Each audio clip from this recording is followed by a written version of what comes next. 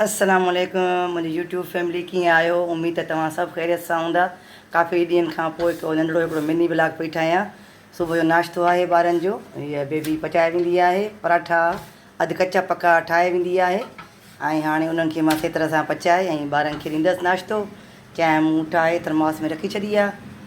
त ॿियो ॿुधायो तव्हांखे मुंहिंजा ब्लॉग वग़ैरह कीअं लॻनि था, का उन्हनि में अहिड़ी का असांखे कमी पेशी करणी आहे या छा करिणो आहे उहो असांखे तव्हां ॿुधायो त कहिड़ा ब्लॉग मां ठाहियां ऐं नंढिड़ा मिनी ब्लॉग शॉर्ट ब्लॉग मां हिन ते अपलोड कंदसि।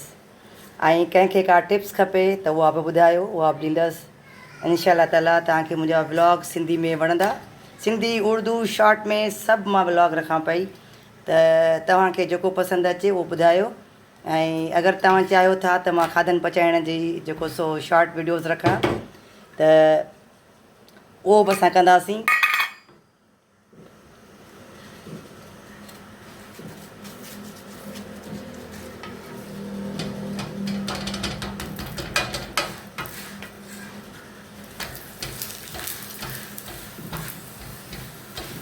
हरीश फातिमा के लाइ है,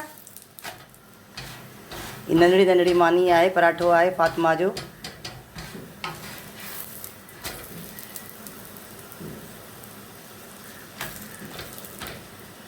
सभ खां पहिरें पराठो हुनजो ई जेको सो मां गरम कंदी आहियां ऐं आख़िर में ई उहा खाईंदी आहे। त जी ॻाल्हि थिए पई त मुंहिंजूं वीडियोज़ तव्हांखे कीअं पियूं लॻनि, वीडियोज़ पसंदि अचनि त तव्हां जेको सो लाइक कयो ऐं कमेंट्स बि कंदा कयो। मां लाइव ईंदी आहियां त बि तव्हां कमेंट्स न कंदा हो लाइव ते बि, त ईअं न कयो, थोरी मुंहिंजी सपोर्ट कयो। तव्हां सिंधी भेनर भाइर सिंधी ॻोठाणा जेतिरा बि आहियो, शहरी आहियो, ॻोठ में आहियो, जिते बि झर झंग रहो था, हेल्प कयो मुंहिंजी, सपोर्टिंग कयो। त जी हाणे मां ॿारनि खे नाश्तो ॾियां, वरी तव्हां सां मिलां थी।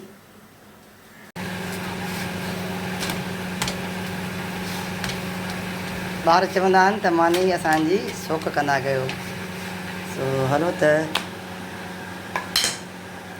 ॿार अची विया आहिनि टेबल ते। छो अजवा तूं मिली कोन्हे मूंसां अॼु, चढ़ी वेही रही छो?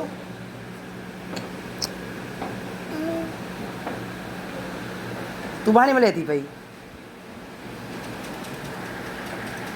ये बाल खाए अथव वरी हुतां मुंहिंजो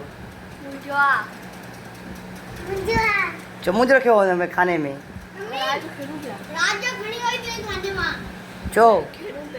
पोइ तूं किथे मुंहिंजो आहे त जी। हीअ थोरी सी नंढड़ी वीडियो आहे, तव्हांखे कीअं लॻी? अगरि पसंदि अचे त लाइक कयो, शेयर कयो ऐं सब्सक्राइब ज़रूरु कजो। फातिमा ऐं अजवा हरीश जेको सो हिननि जी मम्मा जेका सा हाणे जॉब थी करे, इन ई करे जेको सो हाणे इन्हनि जी ज़िमेदारी मुंहिंजे मथां आहे। हाणे मुंहिंजे मथां डबल डबल ज़िमेदारी थी वियूं आहिनि, घर जी, ॿारनि जी ऐं मूंखे पंहिंजे स्कूल जी। त जी ब्लॉग पसंदि अचे त इनखे सब्सक्राइब बि ज़रूरु कयो ऐं मुंहिंजी सपोर्ट कयो, लाइक कयो ऐं पंहिंजे दोस्तनि में ऐं रिश्तेदारनि में शेयर बि कयो त जीअं हो बि असांजी वीडियोज़ ॾिसनि। ऐं बेल आइकन जो खे प्रेस कयो त जीअं तव्हांखे मुंहिंजी वीडियोज़ सभ खां पहिरें मिले। मिलंदासीं वरी कंहिं नंढड़ी वीडियो में, तेसिताईं अल्लाह हाफ़िज़।